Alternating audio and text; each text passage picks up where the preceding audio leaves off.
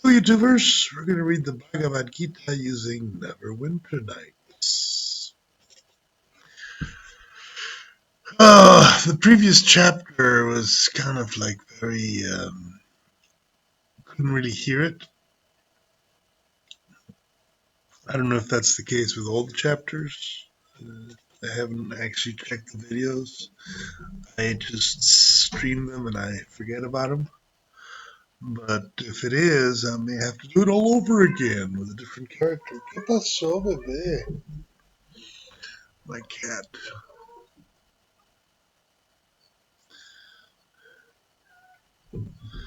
So, yeah.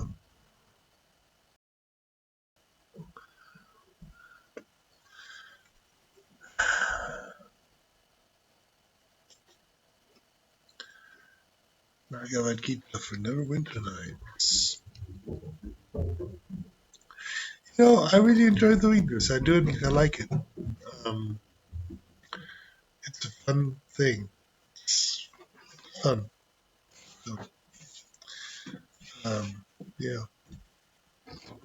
Anyways, let's play Neverwinter Nights, Enhanced Edition.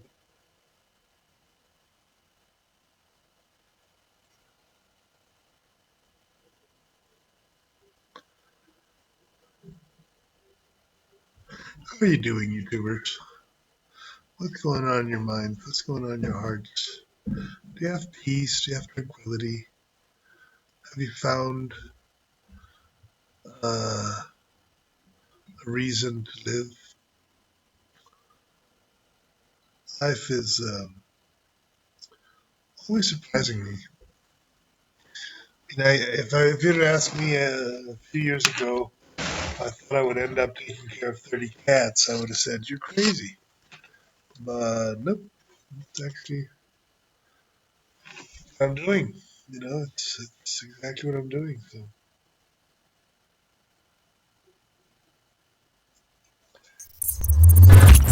my oh my, it's loud.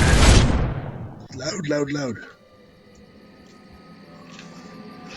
Very loud. My computer's really slow today, I don't know why. Made him charge it with all kinds of crazy stuff, I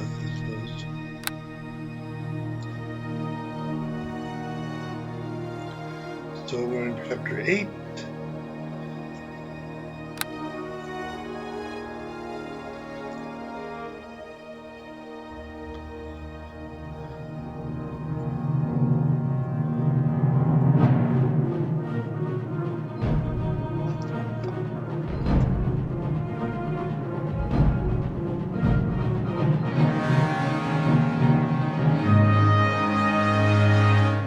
I don't actually remember where the Bhagavad Gita, a little big one. I think there's a temple. Actually, I think there's a temple.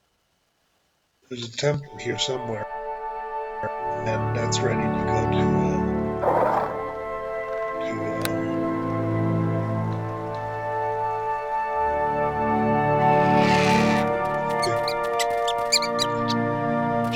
Bighorn, the fall of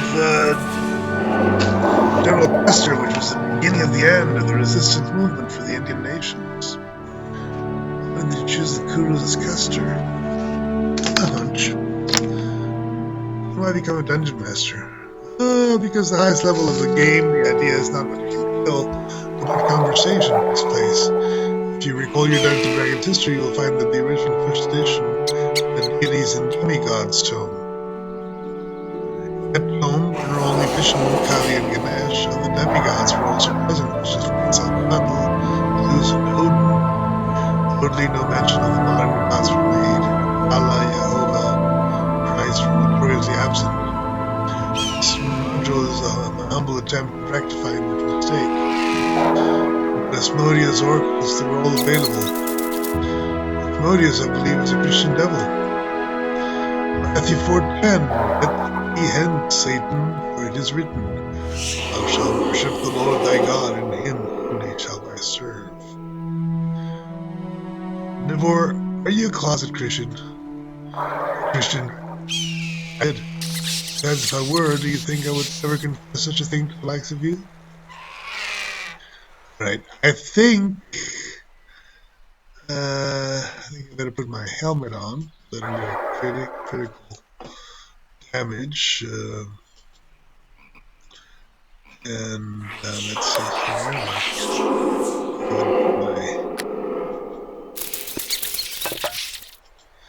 Okay, so let's go find the way. There's a temple where I have to find the Bhagavad Gita in the map. Okay.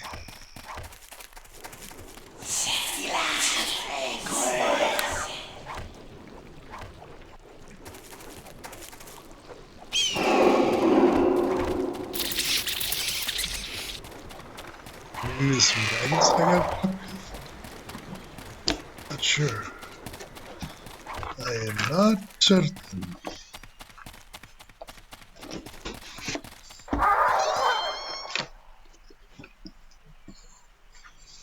He must hurt her.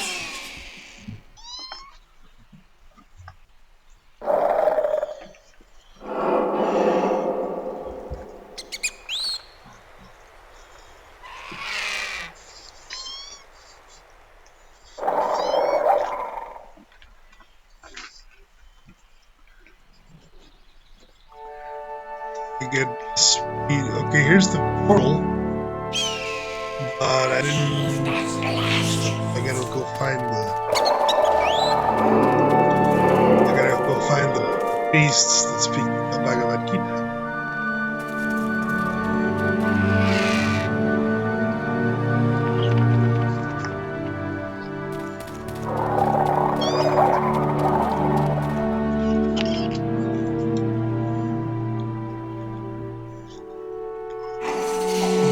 I have no idea where.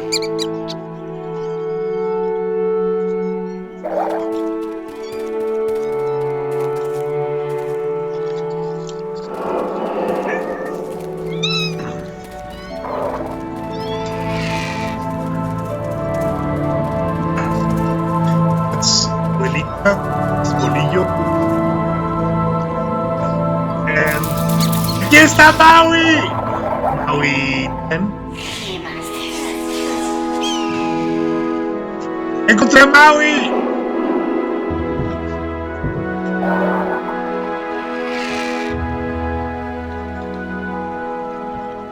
I don't know where the temple is. And I don't know why I'm not being attacked. Usually I get attacked in these things. Okay. I have no idea where the temple is, where I find it. Por ahí anda. Ahorita está en mi mesa. ¿Puedo hacer robar? Deja el gatito en paz, hombre, no pasa nada.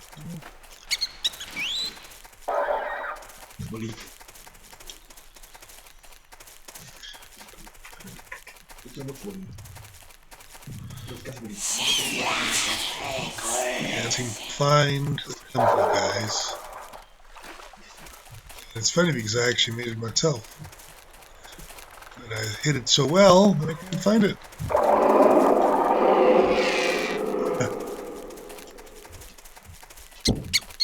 What is this? And a halfling and injured. I suspect Brahma Gandalf's Brahmin. And these guys are hurt because they must have been in a battle.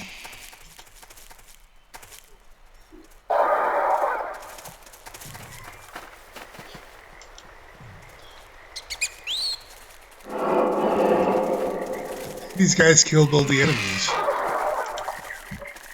I'm guessing they killed all the enemies. Yeah. So, I was late for the battle. Must have been the ambush point. But over. It's okay, I suppose.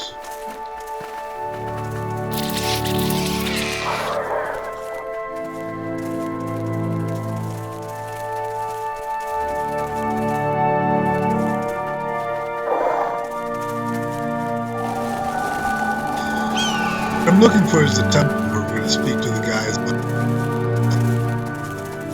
it's got to be here somewhere, so we're just going to be very thorough and clean up the whole map.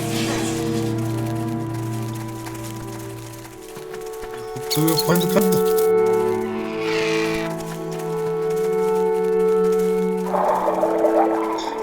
And unknown must be a druid.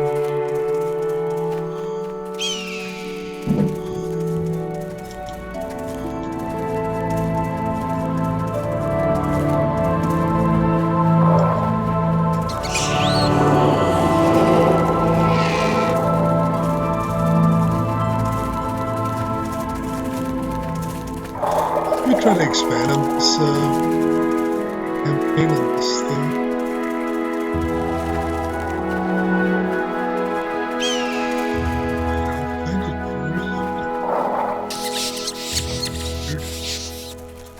Where is it?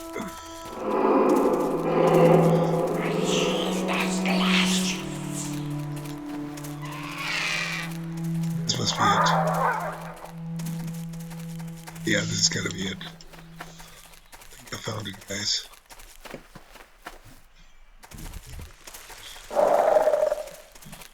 I'm guessing this must be it.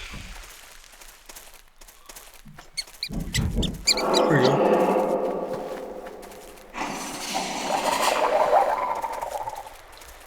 Sarasvati Temple. Okay.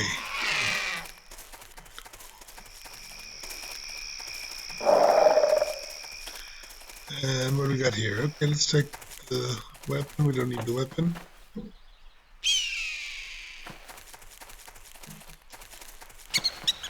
What did I just do?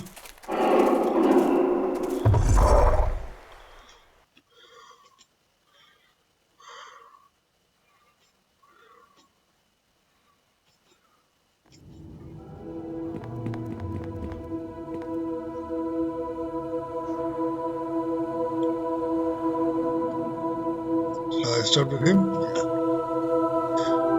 811. Let's do it in order. 8-1. Okay. Richard inquired, "Oh my lord, O Supreme Person, what is Brahman? What is the self? What are the fruitive activities? What is this material manifestation? And what are the demigods? Please explain this to me. How does this Lord of Sacrifice live in the body, and in which part does he live, O Madhusana? How can those engaged in devotional service know you at the time of death?" The Supreme Lord said, "The indestructible, transcendental living entity is called Brahman, and his eternal nature is called the Self. Action pertaining to the development of these material bodies is called karma, or fruitive activities. Physical nature is known to be endlessly mutable. The universe is the cosmic form of the Supreme Lord, and I am that Lord represented as a super soul dwelling in the heart of every embodied being. Whosoever at the time of death quits his body, remembering me alone, at once attains my nature. This there is no doubt. Whatever state of being one remembers when he quits his body, that state he will attain without fail. Therefore, Arjuna, you should always think of me in the form of Krishna. At the same time, carry out your prescribed duty of fighting, with your activities dedicated to me, and your mind and your intelligence fixed on me. You will attain me without doubt. He who meditates on the Supreme Personality of Godhead, his mind constantly engaged in remembering me, undeviated from the path, he, O Partha, is secure to reach me. One should meditate upon the Supreme Person as one who knows everything, as he who is oldest, who is the controller, who is smaller than the smallest, who is the maintainer of everything, who is beyond all material conception, and who is inconceivable, who is always a person. He is luminous like the sun. Being transcendental is beyond material nature. The one who at the time of death fixes his life air between the eyebrows and in full devotion engages himself in remembering the Supreme Lord will certainly attain to the Supreme Personality of Godhead. Okay. Persons learned in the Vedas. Persons learned in the Vedas utter Omkara, and who are great sages in the renounced order, enter into Brahman. Desiring such perfection, one practices celibacy. I shall now explain to you this process by which one may attain salvation. The yogic situation is that of detachment from all sensual engagements, closing all the doors of the senses and fixing the mind on the heart and the life there on top of the head. One establishes himself in yoga. After being situated in this yoga practice and vibrating the sacred syllable Om, the supreme combination of letters, if one thinks of the Supreme Personality of Godhead and quits his body, he will certainly reach the spiritual planets. One who remembers me without deviation, I am easy to obtain. O son of Pratha, because of his constant engagement in devotional service. After attaining me, the great souls, who are yogis in devotion, never return to this temporary world, which is full of miseries, because they have attained the highest perfection. From the highest planet in the material world down to the lowest, all the places of misery wherein repeated birth and death take place. But one who attains to my abode, O son of Kunti, never takes birth again.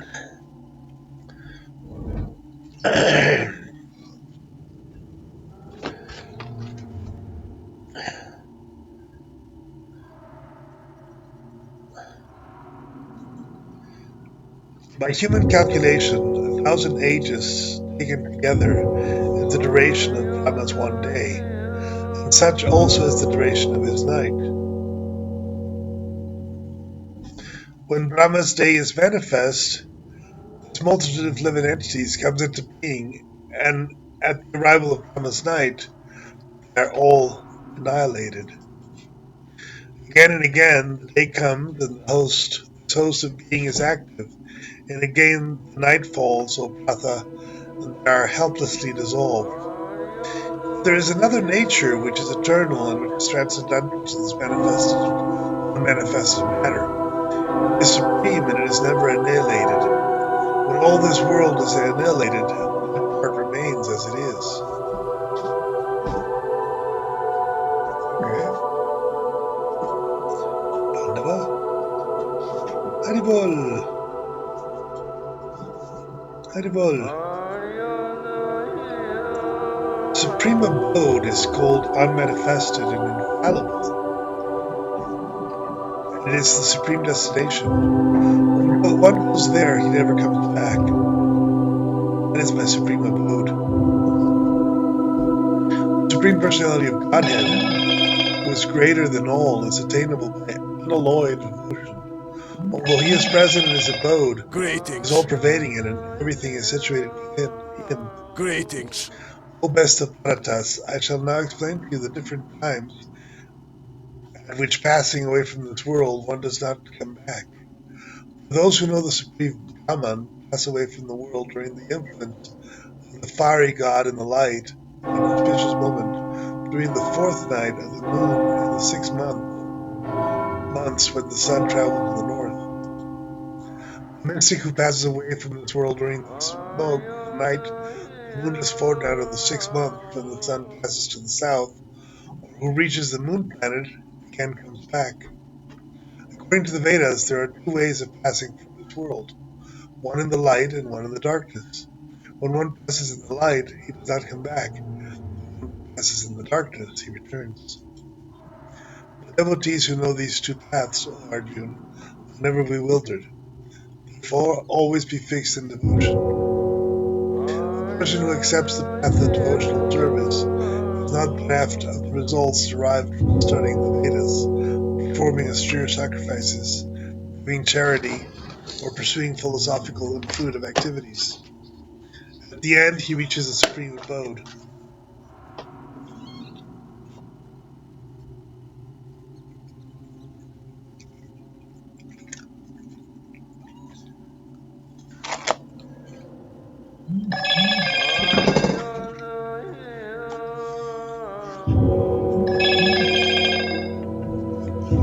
level. How do you know?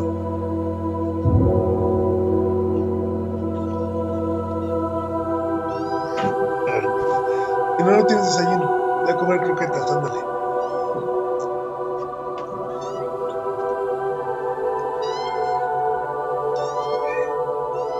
Si te doy más, ya no vas a tener para desayunar.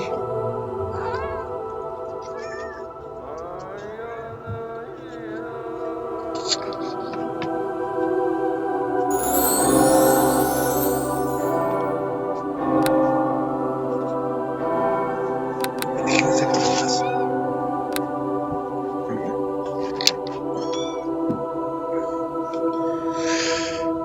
Oh God, I have so many cats, I don't know what to do with them.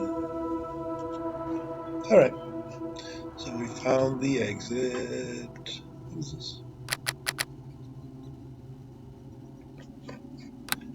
Nibor Squid? The 8th chapter, no less. I'm still trying to assimilate the 4th. The 4th? Lust. What's wrong with the 4th? Oh, there's nothing wrong with the Bhagavad Gita, mind you, but it does seem to contradict my favorite pet theory. Heroes versus Thanatos. Heroes versus Thanatos? The two primordial instincts.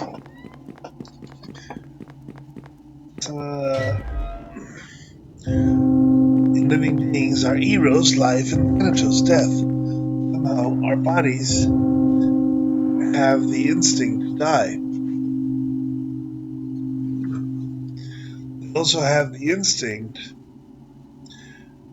to give birth to creatures at least similar to ourselves, our progeny. Why against? Because these two primordial instincts seem to be pulling in exactly opposite ends. Something Hollywood producers have known for all time. Sex and violent sells. How does this relate to the 4th chapter? Pray you? The Bhagavad Gita embraces Thanatos against Eros. That is my opinion. And Buddha too, after all. It is claimed it's better for a man to be bitten by a cobra than kissed by a woman. I'm told the Patalas, the Hindu hells, are full of beings who satisfy their lusts and thus forget God.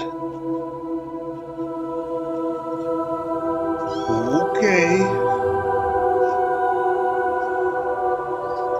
So this is my commentary, I suppose. Which comes a little bit over the top. What happens when you have to do with 30 cats? And they're all trying to...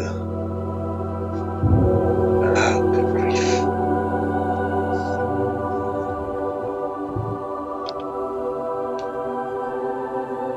They're all trying to get milk from their mama. And they're too big, they don't need it. They're just being selfish. Oh, what did I do? Okay, good. I gotta find the road. Oh, there's the... And we're gonna go to chapter 9.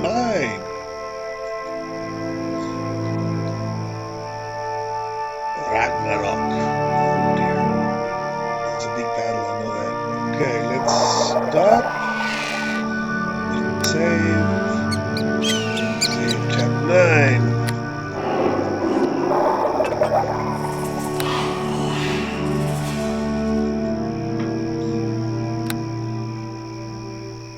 Quit.